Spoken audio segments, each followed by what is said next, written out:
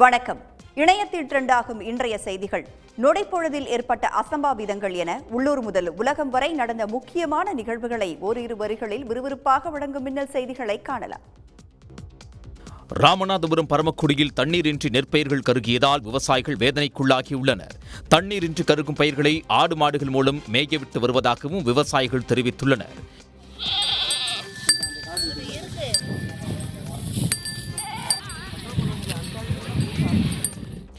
ஏக்கருக்கு 50,000 ரூபாய் வரை செலவு செய்து பயனின்றி போனதாகவும் உரிய இழப்பீடு தர வேண்டும் என்றும் விவசாயிகள் கோரிக்கை வைத்துள்ளனர். சேலத்தில் உள்ள தனியார் கல்லூரியில் பொங்கல் விழா களை கட்டியது. கல்லூரி வளாகத்தில் புதுப்பானையில் பொங்கல் வைத்த மாணவர்கள் ஆடிப்பாடி தங்களது மகிழ்ச்சியை வெளிப்படுத்தினர். மேலும் ஜல்லிக்கட்டு மாடுகளுடன் மாணவர்கள் கல்லூரியை வலம் வந்தனர். இதேபோல் நடனமாடும் குதிரையின் ஆட்டம் போன்றவையும் வெகுவாக கவர்ந்தன. குஜராத் மாநிலம் அகமதாபாத்தில் உள்ள சபர்மதி ஆற்றங்கரையில் நடைபெற்ற பட்டம்விடும் விழாவில் பிரதமர் மோடி மற்றும் ஜெர்மன் பிரதமர் ஃபிரெட்ரிச் மெர்ஸ் ஆகியோர் கலந்து கொண்டனர். விழாவுக்கு வந்த ஜெர்மன் பிரதமருக்கு கலை நிகழ்ச்சிகளுடன் உற்சாக வரவேற்பு அளிக்கப்பட்டது. தொடர்ந்து இரு நாட்டு பிரதமர்களும் இணைந்து பட்டங்களை பறக்கவிட்டு மகிழ்ந்தனர்.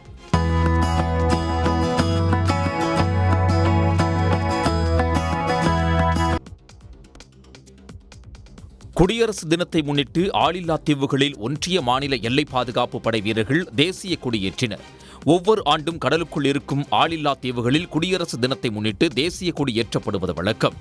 அதன்படி இந்த ஆண்டும் மன்னார் வளைகுடாவில் உள்ள வான் தீவு, காசுவாரி தீவு, விரல்சல்லி தீவு ஆகிய 3 தீவுகளில் தேசிய கொடி ஏற்றப்பட்டது.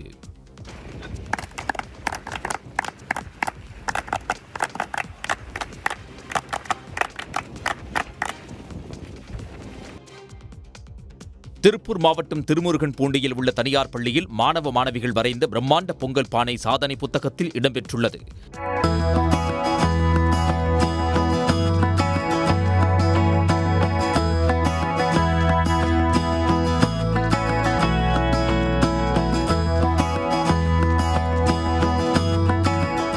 (2026) மாணவ மாணவிகள் இணைந்து 1860 கிலோ கலர் கோலப்பொடிகளை கொண்டு 180 அடி உயரமும் 100 அடி அகலமும் கொண்ட பிரம்மாண்ட பொங்கல் பானையை வரைந்தனர்.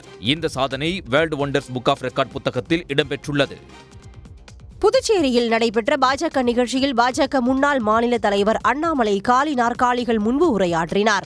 சுவாமி விவேகானந்தரின் பிறந்தநாளை ஒட்டி புதுச்சேரியில் பாஜக சார்பில் கிரிக்கெட் போட்டிகள் நடத்தப்பட்டு வெற்றி பெற்ற அணிகளுக்கு பரிசு வழங்கப்பட்டது. கூட்டத்தில் தாமதமாக வந்த அண்ணாமலை உரையாற்றிக் கொண்டிருந்த போது மேடையில் இருந்த பலரும் செல்போனில் மூழ்கினர். கூட்டம் பெரிதளவில் இல்லாததால் அண்ணாமலை காலி நாற்காலியின் முன் நின்று பேசிவிட்டு புறப்பட்டார். சேலம் மேற்கு மாவட்ட திமுக சார்பில் நடைபெற்ற மாவட்ட அளவிலான கபடி போட்டியை நாடாளுமன்ற உறுப்பினர் TM செல்வ கணபதி வீரர்களுடன் கபடி விளையாடி உற்சாகமாக தொடங்கி வைத்தார்.